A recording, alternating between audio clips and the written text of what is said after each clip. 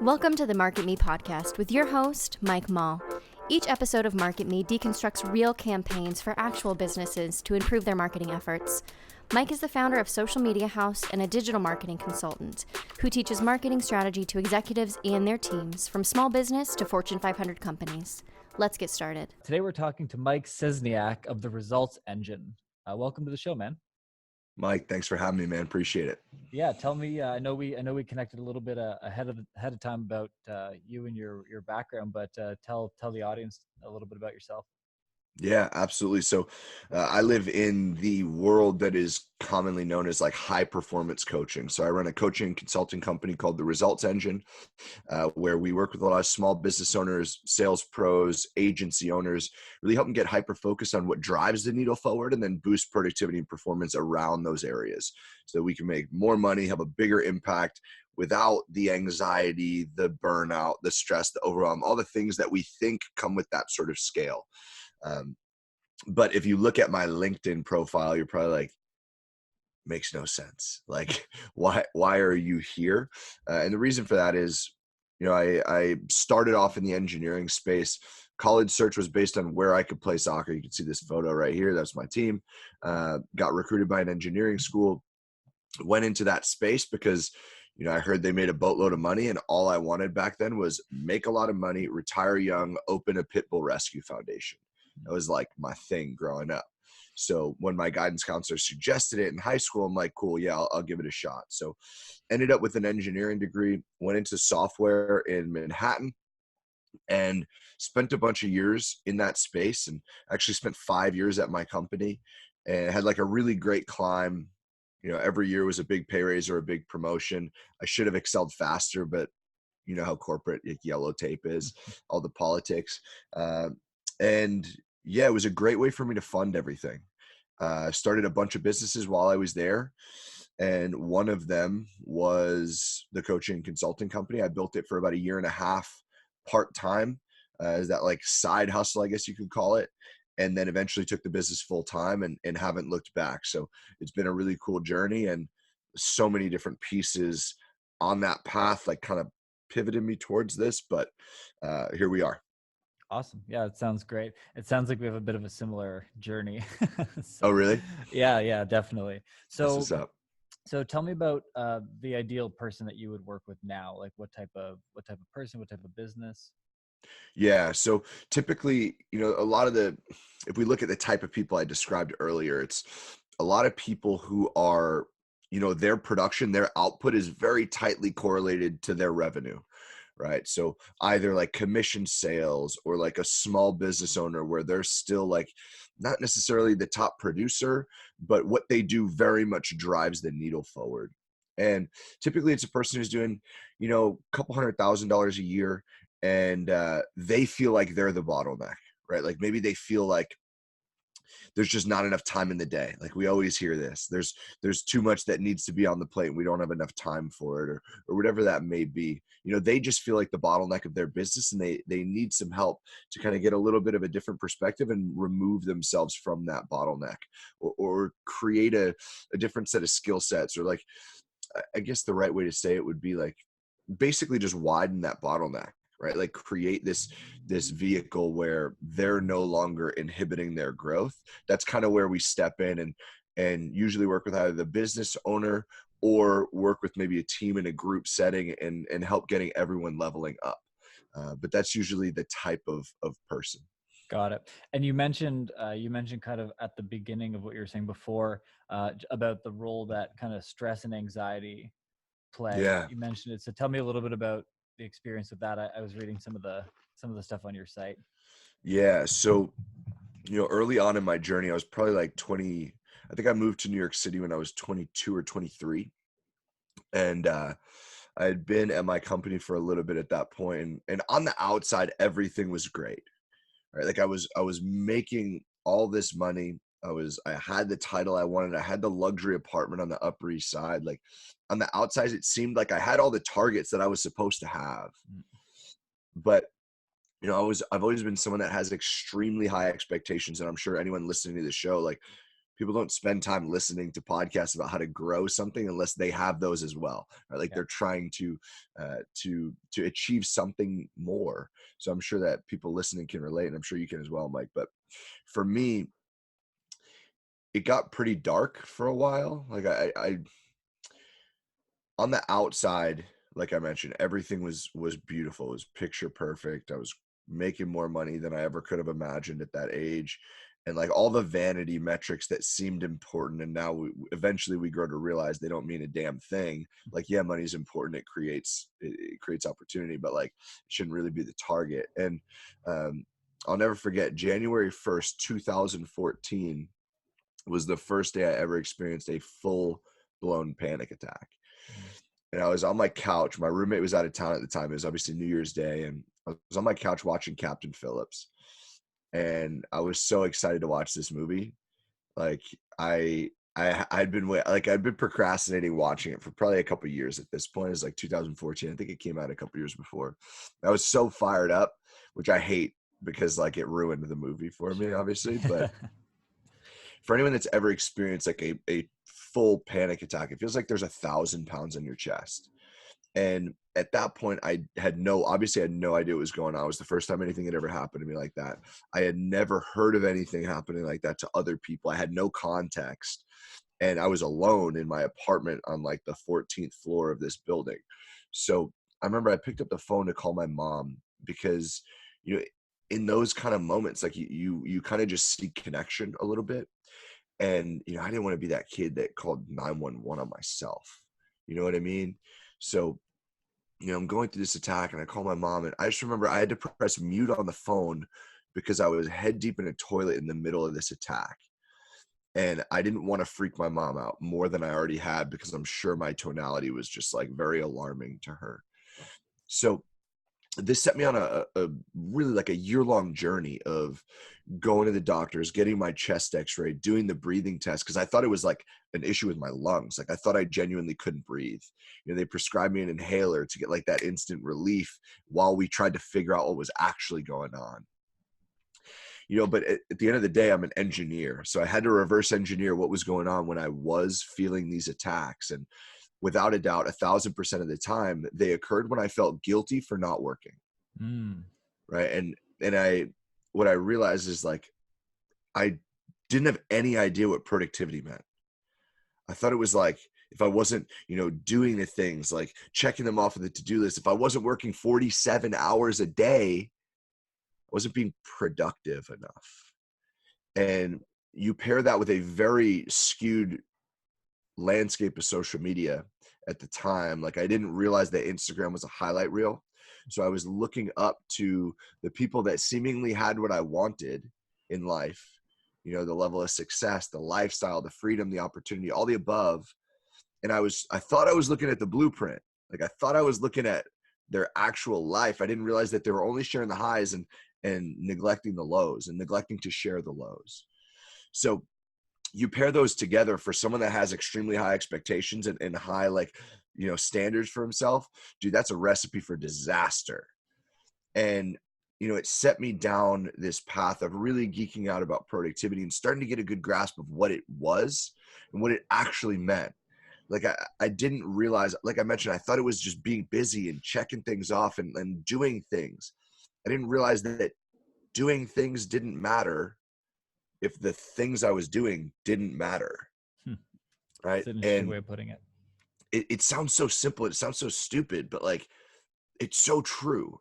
And it just caused me to like reframe a lot of things in how I was carrying myself, because I realized had I been able to show up more productively when I was working, and then maybe start to develop a healthier mindset around what I wanted and what it took to get there, I could have avoided, like I wouldn't have felt as guilty when I wasn't working, if that makes sense. Got it.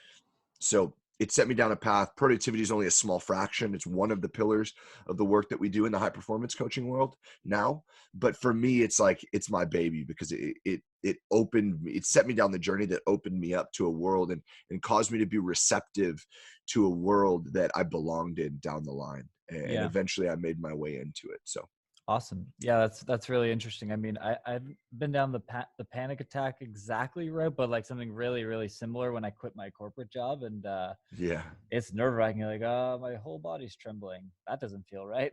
Like No, doesn't feel crazy. good. So let's talk, because I know a lot of the people that listen are either entrepreneurs or kind of aspiring to do something. Tell me a little bit about some of the practical ways that people can. I mean, obviously, there's a lot of steps that go into it from the grand coaching side of it. For But sure. if people are feeling like, hey, right now I'm checking stuff off of boxes and I feel productive, what are some of the either mindset or some of the practical ways that they can start to like just wrap their head around how they should be thinking about it? Yeah. So everything always needs to start with clarity. Always. Clarity in the high performance world, it's called the cornerstone habit. So we could think of it as a rising tide. A rising tide lifts all boats, right? Clarity is that rising tide. But when the tide goes out, the boats drop as well, right? So everything rises and falls with it. So the reason I say it needs to start with that is because maybe you're working that 9 to 5 still and you're trying to build that side hustle. You only have that, and I did this for all 5 years in corporate. You got that 5 to 7 a.m. and like maybe 7 to like 11 p.m. And then you sell the middle chunk of your day to some corporation that pays your checks. And you need to maximize that time. And most people on the internet right now will tell you like grind, hustle, grind, like you got to work harder. You don't really actually want it. And I was that person for a very long time. And I still am at times. Like that's just part of my nature. But I think what's important to realize is you have to start with the clarity of what do you actually want? Like, what do you want your life to be like? And then we could start to build our business around our life, right? When you know what you actually want, then you could start to figure out what deserves to be in those time blocks from 5 to 7 a.m. and 7 to 11 p.m. But if you don't know what you want, then we're just filling that to-do list with stuff that doesn't matter. Because let's be real, to-do lists can be great tools, but anyone that's ever used a to-do list has done this. And if you say you're not, you're lying to yourself. Like I encourage you to explore this. We've all added something to the to-do list that's already been done just so we could check it off or cross it off. Everyone's done it, right? Reason for that, Mike, is it triggers a dopamine hit, right? It becomes addictive. So this is another reason why clarity becomes so important, because if we're filling it with the stuff that doesn't matter, and by the way, when I say doesn't matter, I mean it's not highest priority. Like I understand that things are important. Like you got to do laundry, you got to do the grocery shopping, but do you have to do it right now? And is it you that needs to do it? Can you outsource it? Right? Can you use like Instacart or like whatever, like a laundry service? Yeah, it might cost a bit of money, but you might get that time back and that might be worth it. So it all comes back to what do you want? Right? That note, the meme from the Notebook, like, what do you want? I love that thing. And it's so true. What do you want to create with your life? And then you can start to reverse engineer what needs to happen to get there. Like, what skill sets do I need to build? What tasks need to be accomplished? And we could start to prioritize what deserves to be in those time blocks, because maybe you can't afford to outsource it right now because you're still working 9 to 5. You're trying to get the wheels spinning, get that snowball started with the business. We got to maximize our time in that early stage. And then we can start to grow into the person that starts to outsource, that starts to, you got some revenue coming in, or at least enough where we can access a bunch of capital, maybe apply for that line of credit and invest in the coaches and start to really skyrocket the production and shorten the learning curve. But it starts with maximizing the time. Absolutely. Well, and it's funny because for me, I've grown the last couple of years and I had done it without any real mentorship or coaching whatsoever. And, you build. So I had a revelation in November. I went down, I met this guy, Alex Jeffries. I don't know if you're aware of him. Yeah. My Yeah. buddy actually just started working with him. Oh yeah. Like, or as like his, I think through in the company, not like as a client, but Who? with him. My friend Caleb. Oh shit. I love that guy. We spent like half a night chatting while I was there. I met him. I stayed with in his apartment like when I was out in San Diego 3 weeks ago. There you go. So yeah, I just met him recently. He's Super such a nice, good guy. amazing dude. Yeah. Yeah. And what was funny was there's stuff that as a coach they think about Hmm. in a different way. And I was like, so everything that like all the base level stuff, this like you need to focus on this and then this step and then this step. I was like, yeah, I got all those steps. But what hit me was the mindset around the steps. And I had a fundamental shift, and we're probably going to at least double in revenue this year, just on the That's like, amazing. oh, we can just position a product like that and talk about it like this. And so I've been sending proposals in a totally different way, and everyone's just like, oh yeah, this makes a lot of sense, let's do it. Before my closing rate's just gone through the roof. And it's not like the Yeah. work that we were doing one way or another wasn't going to work. It was just we weren't positioning it in a way that got people excited and motivated and invested in what we were doing. And now people are like really invested in it, and it's been just such a shift. So now I'm actually seeking out more. I'm like, what else can I learn? What else don't I know? And I think it's like what you don't know that you don't know is the problem. You know, I hear a lot of people say that, but it's so true. Dude, exactly. And first of all, congrats on that success. That's dope. It's so true, man. Like, if we want better answers, we got to start asking better questions. And sometimes the difference between like a good question and a great question is just like a little bit of a shift, right? It gives us that 3-degree shift in perspective that opens up this whole different world.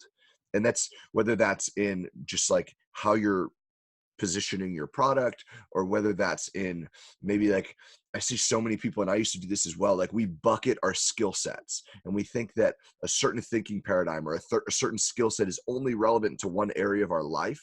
But you'll never I heard this one time, you'll never disrupt an industry from thinking the way that you think within an industry.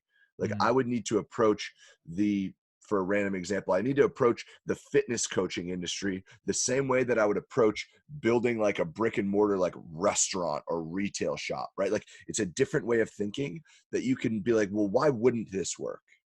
And it's the same thing with skill sets, mindset, thought paradigms, all the above. And it's such a good lesson. So I'm glad to hear that was valuable. Yeah.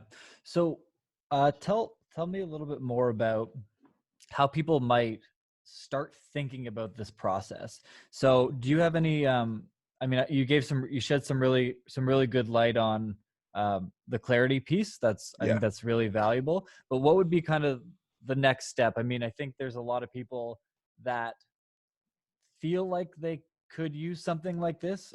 What would be the recommended process? Is there a tool or a book or a podcast that you kind of recommend that's like, this will help you get in the right state of mind for it? Yeah, absolutely. So I think, like I mentioned, obviously clarity is the start of everything. And the beautiful thing about clarity is also like the curse of it, which is that it's very simple to do. It's not difficult. High performers just do it more often, more frequently, and more consistently, right? And it literally is as simple as asking different questions, and sometimes that's a couple words shifting. But once we have that, in the high performance world, we really work on 5 major areas: clarity, energy, courage, productivity, and influence, right? And I think when we're just starting out, the big 3 to focus on are clarity, energy, and productivity. Because once we need clarity for everything, it's the most important thing. It's the cornerstone habit. Once we have the clarity, we need to have the energy to be able to show up powerfully, right? Like I needed to generate energy to show up on here so I could best be of service to you and your audience. You needed to show up energy so you could show up, ask great questions. We can have an amazing conversation, create a bunch of amazing content, and your audience will continue to love you. Right. And everyone that's listening to this, they need to show up powerfully for their work, for their job, for their family, for their personal relationships, everything. It's so important. So that's the next thing. And I love that piece because I used to come from the world where it was very much reliant on external stimulus for energy. Like I came from 2 worlds, heavily stimulant driven. Software engineering, the joke is engineers turn coffee into code, right? Like the language I started in was literally called Java. And then the other side of my life is the fitness world.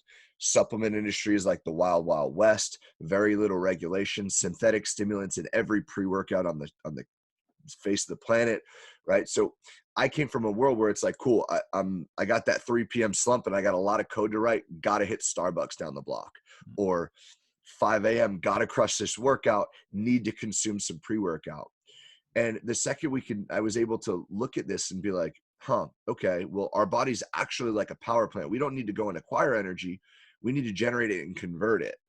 And our body works the same exact way. So simple things like tailoring your nutrition a little bit, taking breaks every so often, like 1 to 2 breaks per hour, about 55 minutes with respect to productivity is what most of the biggest studies have shown, and just not huge breaks, but like get up, step away from the desk, take a 2 to 5 minute walk, maybe do some breathing exercises, stuff like that. A little bit of meditation, like breathing exercises, like breath scaling is a very cool practice that it'll be tough to do in an audio program, but like you can go on YouTube and type it in and there'll be videos there. Breath work like that, man, you do some breath work and get guided in this, because like it's an interesting space.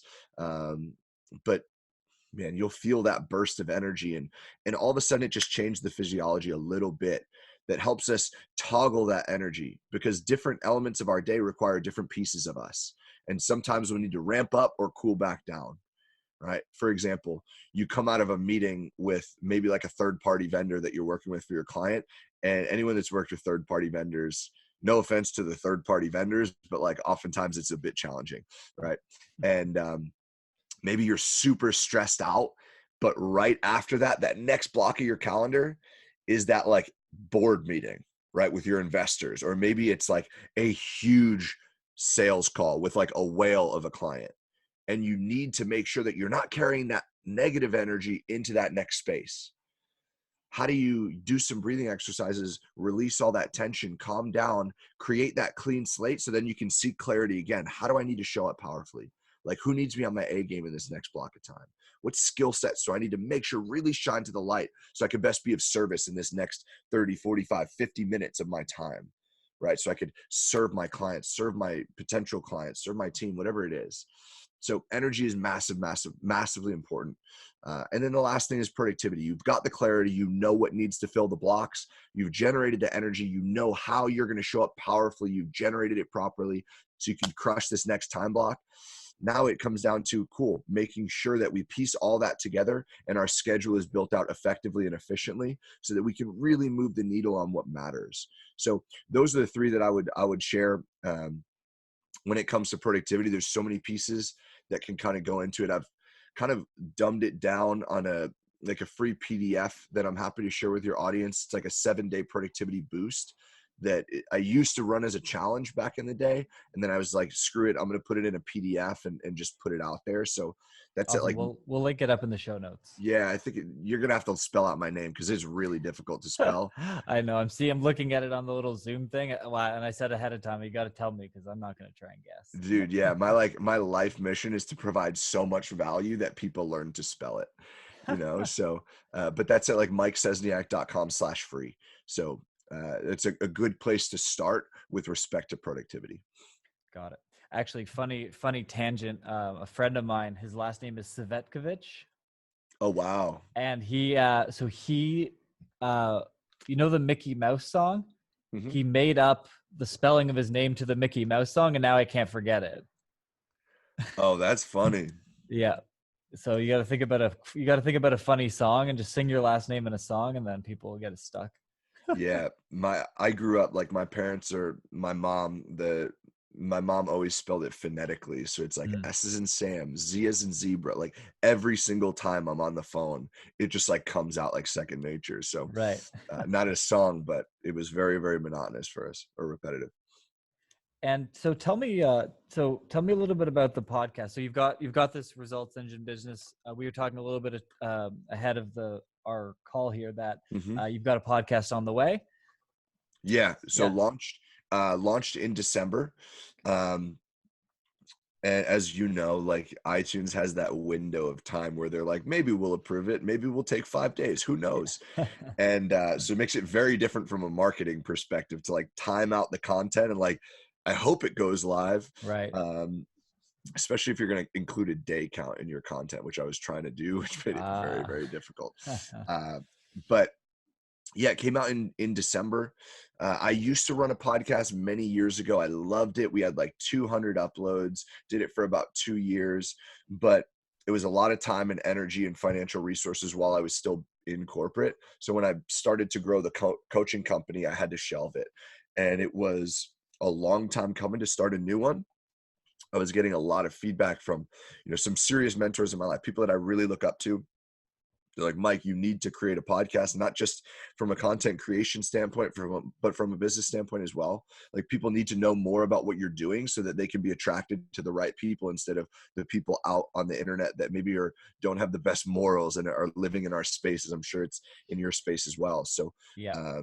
there was just a lot of feedback to do that. I felt my network was at a point where I was having amazing conversations, connecting with people that I'd been looking up to for years. And it's been amazing to launch. We're I want to say as the time we're recording this, episode 9 came out yesterday. We've been able to rank top 50 in a lot of the top charts in US and Canada for entrepreneurship, which I'm really excited about. And Awesome. Basically a lot of the tactical stuff that we're talking about here, if you like that, you'll love the Results Engine podcast. And because we're doing some solo episodes starting in February. Up until now, it's been all interviews. We're doing 2 interviews a week now. And it's been a wild ride, but I'm fired up. It's been a lot of fun. That's great. Is there anything I can help you with from the podcast side? Anything that you're having challenges with or struggling to kind of get it? I don't know. It sounds like you've got a lot of experience with it. Yeah, I feel like I made all of my, not stupid mistakes, but like I did all that 2 years, like during the 2 years that I ran my other show. And so I had the at least like understanding of it. And then a buddy of mine has been crushing it in the space. He's got like a top 30 podcast in entrepreneurship consistently. And he supported me in launching it. So the shout out to Zach Babcock at Underdog Empowerment for really helping me launch the show. Do you know Zach? I just came across his content randomly the other week. So that's my only knowledge of him. Yeah. Big beard, full sleeves tattoos, very colorful past, and just a great dude. And I didn't realize it, but I met him right as he came out of prison from his last spell in prison. Grew up in like Ferguson, Missouri. If you want to hear about his story, everyone go over, check that show out. But like, we've been like kind of grinding it out on what we've both been doing for the last 5 years that we've known each other. And it's been really cool to watch each other grow, and he's been crushing it in that space. So he helped me launch it. And now it's like, now I just like have created this monster and figuring out what's going on. So I'm sure something will come up. Right now, I feel like I haven't been able to come up for air yet. So I don't, maybe I haven't seen it. Well, let's turn the tables on the question then, actually. So for the people that actually had somebody on the podcast not that long ago, and I did a full episode on just how to start it. How to like book guests, what automations you can use, how to simplify your bookings, all that stuff. So what advice would you give from now as a really seasoned person? What's like one thing that people ask a lot is what is the best way to find and contact guests DM. You want on the show? Instagram DM. 1,000%. Every single person on my show up until now. And like, I've been very, very blessed to interview people from, Sam Bakhtiar in the fitness space, to Tim Story, to like, I'm interviewing Steve Weatherford and Bedros Keuilian in a couple of weeks. Like, everyone that I've been looking up to for a long, long time. And if you don't know those names, look them up. They're crushing it in their space. And I would always overthink it, right? And maybe that's imposter syndrome, maybe whatever. I'm like, why would they come on the show? And I've been very, very fortunate to connect with those people. And it all started with a DM, and by the way, they might not say yes, but they might, and for me, I was fortunate that I had a track record of betting on myself, investing in myself, getting into the rooms that these people were in. So like, I started to have some sort of relationship. At least they knew my name or whatever it is, or we had a ton of like very powerful mutual connections. And, that was how we started it out. And I just started DMing everybody. I do a lot of like blitz work with my clients. So it's like, get hyper focused on what matters and let's scale productivity around those items within 30, 60, 90 days. And I did that for myself. I'm like, practice what you preach. And I was reaching out to, no crazy numbers, by the way. I did 20 DMs per week of like ideal guests. Yeah. And before I even launched, I had lined up, I think 50 interviews. 35 of them were already date on the calendar. And this is pre-launch, pre-show ranking, pre-anything. Like, they had nothing to go off of other than who I had already lined up interviews with. And yeah, I was just able to connect with them, and it was just output, being genuine and just keeping messages concise. So that's what worked for me. Beautiful. That's cool. Yeah. One thing that I started doing a while ago is doing them by voice instead of text DM. It's like actually recording a little nice. voice message in Instagram or LinkedIn, so they could kind of hear your voice. And it was, instead of, I find, because I don't know if you get a lot of cold emails from every bloody service under the sun. We always do when our emails are public. But it's really easy to ignore and pass by messages that come through. And one thing that we've kind of strategized on is like, wait, if we send a voicemail, they can't see what it says because they can just see the audio bubbles. And then they kind of have to listen, and they can kind of get a sense of who you are before the DM. So that's something that we've done that's been really impactful. Exactly. I mean, whatever you could do to think outside the box, whether it's using video email, right? Like, there are plenty of services out there that do that. Or it's like you mentioned, like using the audio. It's interesting. It's like, it's kind of like we're trying to be deceptive. So it incentive, like you pique the curiosity almost, not deceptive in a negative way, by the way. Like, just like when it's a cold email, you'd be like, yeah, don't care about that at all. Delete. Right. But at least it gets your message in front. So I love that idea. I might start implementing that. Awesome. Very cool. Well, look, this is great. A lot of great insights. I think that there's a ton of value to unpack for anybody that's listening. I think a lot of people have been in a similar or are in a similar headspace that you were in then. And so that was great. Help provide a little bit of knowledge on kind of clarity, energy. And so I think those are important. And I think even for people that are focused on them, it's a good refresh, because it's easy to forget the things that got us to where we are. Exactly. Like I mentioned with clarity, like a lot of these habits that yield high performance, they're not inherently difficult. It's just high performers do them more consistently and more frequently. That's it. So the more that we can keep it top of mind, and when we inevitably fall off course, just create some sort of trigger or reminder, because they are top of mind, to just course correct and move back to our center and start to implement them again, the better off we're going to be, the higher we're going to be able to perform, the more we'll be able to create this like well-oiled machine that creates the success that we want, but doesn't do so at the sacrifice of our health or at the sacrifice of our relationships. That it's just so important to create this like well-oiled machine, I always like to call it. So I'm glad it was valuable, Mike. This is a lot of fun. I appreciate you for having me on the show. Absolutely, man. And where can people find you? Best place is the podcast. Wherever you're listening to this podcast, it's just search in the Results Engine podcast. It'll be a nice red-ish cover. And yeah, a lot of really cool interviews that we're doing. And in February, we'll be launching out the solo episodes where we'll really dive deep on a lot of the stuff that we, talked a lot about today. So I'm really excited. That's the best place to find me. Awesome. Appreciate you, man. Thanks so much. All right, man. Bye. Bye.